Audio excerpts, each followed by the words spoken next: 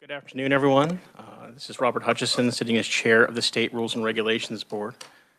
I'm going to go ahead and, since we have so many people online, I'm just going to run through who is present from the committee. And I thank you all for showing up here on this lovely Friday afternoon. I'm showing Senator Warren. Welcome. It's good to have you here. Senator I can barely hear you. It was a little hard to hear you, but I appreciate you being here. And if I will be watching my computer if there's a raised hand or any questions. Senator Faust-Cadeau was here. She stepped just out, but she should be back. Representative Wassinger, it's good to have you here this afternoon. And we have Clay Barker from the Secretary of State's office. I'm here. And we have Charles Long from the Department of Administration. The first matter I would like to do is move to amend our agenda. Initially, Department of Wildlife and Parks was going to be proposing two different regulations, but they're not going to be proceeding with KAR 115-25-8. So I would like to move to amend to strike -8 from the agenda. We will only be hearing 9A. Is there a second for that motion? Second. Any discussion? All in favor say aye. Aye. All opposed, same sign. The agenda has been amended. Next order of business will be approval of the June 10th, 2024 minutes. Thank you, Laura, for putting those together and getting those out. Are there any questions about the agenda? And if not, I would entertain a motion to approve. I so move. It's Barb Wassinger. Thank you, Representative. Is there a second? Second. Charles Long. Any discussion? All in favor of the motion, say aye. Aye. Aye. All opposed, same sign. Minutes are approved. The first regulations that are before us today come from the Kansas Department of Agriculture. Proposed temporary rules and regulations KAR 4.15.5 and 4.15.7 concerning live plant dealers. I believe Stephanie Kramer is here to talk to us about that. Great. If you could please approach and make sure your mic is on and just introduce yourself to the board and tell us what we're looking at.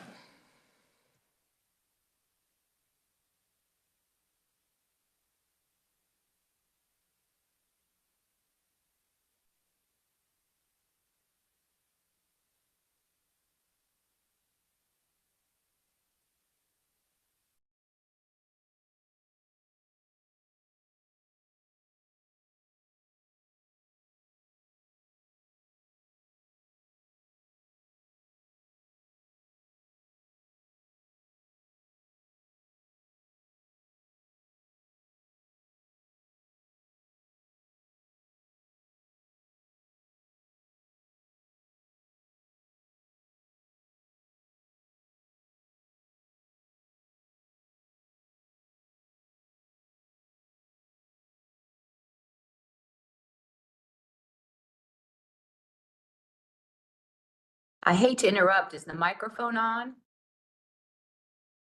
I can't hear anything.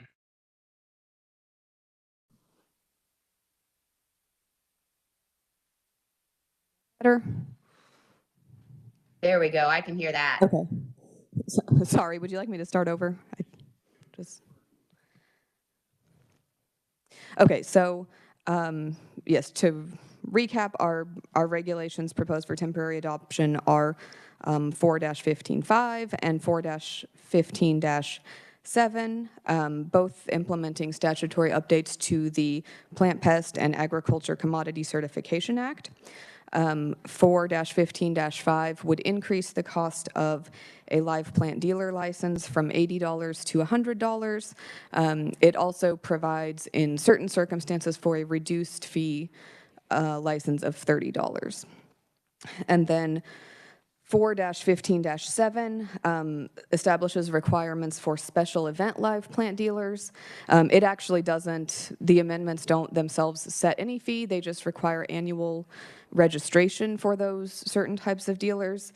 It is included with this set of 2 for temporary adoption because those special event dealers were previously, in certain types of them, in certain circumstances, were subject to a fee. So it's just to clarify that now none of those special event dealers are subject to the fee. So the reason for pursuing this temporary adoption of these 2 regulations is that these regulations are on track to be permanently adopted by about the end of December. Our licensing deadline for this license is the end of January. So that window only will give licensees about a month to complete the new licensure and everything. So we just want to be more ahead of it, I guess, and have smoother communication and smoother transition with those licensees. Senator Fascadell, I believe you have a question. Thank you, Mr. Chairman. So what is your special events planning? What is that? Thank you. So it's like things like an FFA or like a church fundraiser, like something like a Christmas time poinsettia sale or something. There's requirements about a certain threshold of receipts of sales, and like you can only have one location or a limit on a number of locations, and so it's generally like special groups doing plant sales fundraisers. Are there other questions from the board?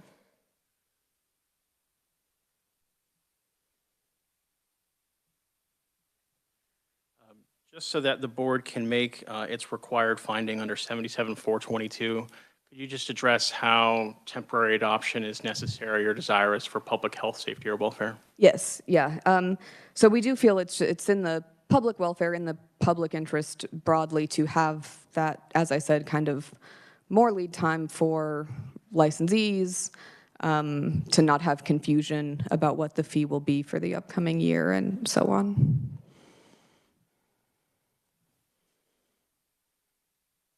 Are there any other questions from the board? Mr. Chair, I have a quick question. Please go ahead. Thank you. You said there was an increase from $80 to $100 in either, and could you explain that again and the reason for the increase? Yes. So the reason really is that this program is entirely fee funded and fees haven't been updated for a long time, and we need that revenue to sustain the program and do, it's an inspection program as well. So like we do inspections of plant dealers for plant pests. Generally I don't think, I've not seen anything like too serious come out of that, but there's potential for, invasive plant pests and things like that. So that's the purpose of that. And so just to be able to continue to fund the administration of that program. And I guess I would just note that this is all outlined in more detail in the economic impact statement, but it's not necessarily an increase for everyone. Some licensees will go up from 80 to 100. Some who had to pay 80 before will go down to the $30 reduced cost fee. So yeah, hopefully that answers the question.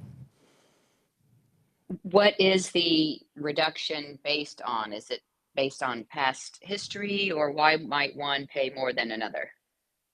Yeah, so the $30 reduced fee, the requirements for that are that the facility has less than $10,000 in gross receipts of plant sales. They only have one permanent location. I guess that's all. But yeah, I guess it's less inspection time required. And I suppose I'd probably say less risk on the regulatory side of those pests and things, since they have fewer plants, fewer sales, fewer locations. Thank you. Appreciate the further explanation. Thanks, Mr. Chair. Yes, you're welcome. Certainly. And just to remind me, you said that the permanent version of the regs should be adopted by the end of the year. Yes. Are there any other questions? Senator Fusco? Thank you, Mr. Chair. So in the additional raising the $30 to $100, where does that, those funds go to? What? As far as what I mean, fund so are or? they housed in the state general fund? Where does those fee funds, where are they allocated to?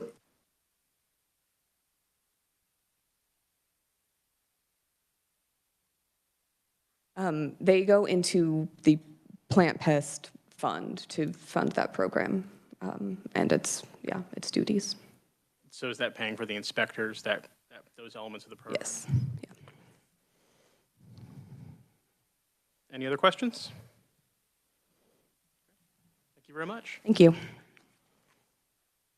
If there's no further questions, I would take a motion on proposed regulations KAR 415.5 and 415.7.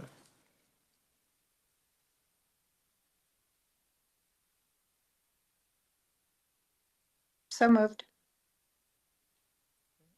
We have a motion to approve. Is there a second? Any discussion of the regulations? All in favor of approving the regulations following our conversation today, please say aye. Aye. Aye. All opposed, same sign. The proposed regulations are approved. Thank you very much. Next, we have the Kansas Department of Wildlife and Parks for proposed temporary rules and regulations, or regulation KAR 115.25.9A. And for that, we have new General Counsel Kurt Weird here today to talk to us. Good to see you, Kurt. Nice to see you, Mr. Chair. Thank you. Yes, since I'm new to this role, I'm only in my 4th week here, I wanted to just take a minute to introduce myself to you all. And my name's Curtis Wired. I'm the new Chief Counsel at Wildlife and Parks. Before that, I spent 6 years in the Attorney General's office doing appellate litigation there. And before that, I clerked in the Kansas Supreme Court and Court of Appeals. So I thought this would be a nice challenge.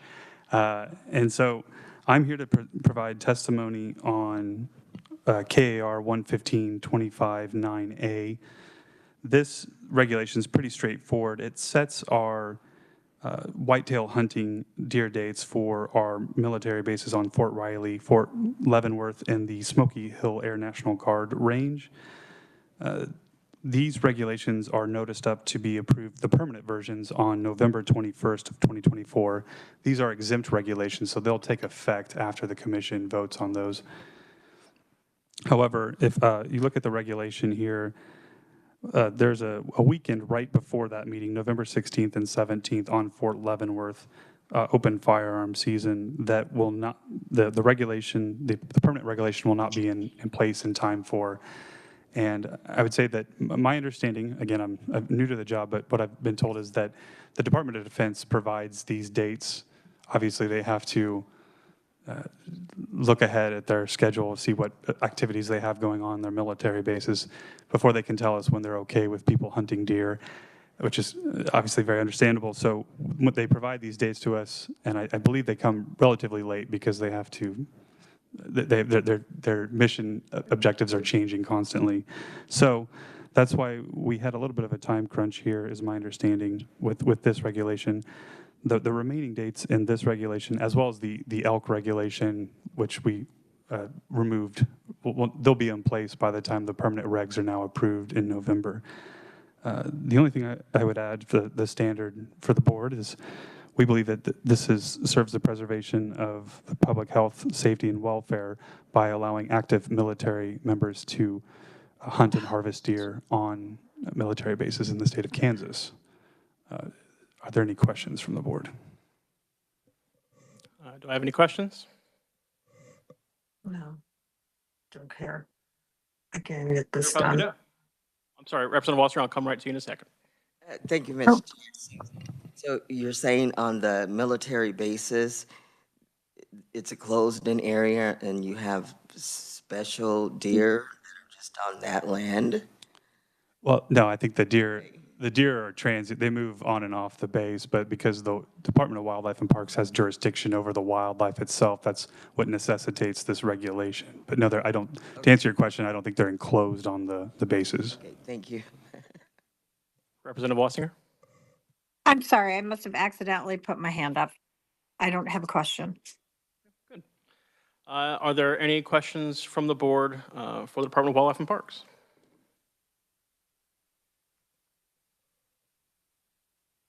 Looks like you get off pretty easy for your first visit, but I'm sure we'll see you again. I'll take it, thank you. If there's no further questions from the board, I would entertain a motion on the proposed regulation KAR 115-259A. So move. We have a motion. Do we have a second? Second. Any discussion? All in favor, say aye. Aye. Aye. All opposed, same sign. The proposed regulation is approved. Thank you again for coming in. And I have no other matters for the board today. So it was good to see you all and meet with you briefly. And the next meeting will be at the call of the chair. Thank you all and have a great weekend.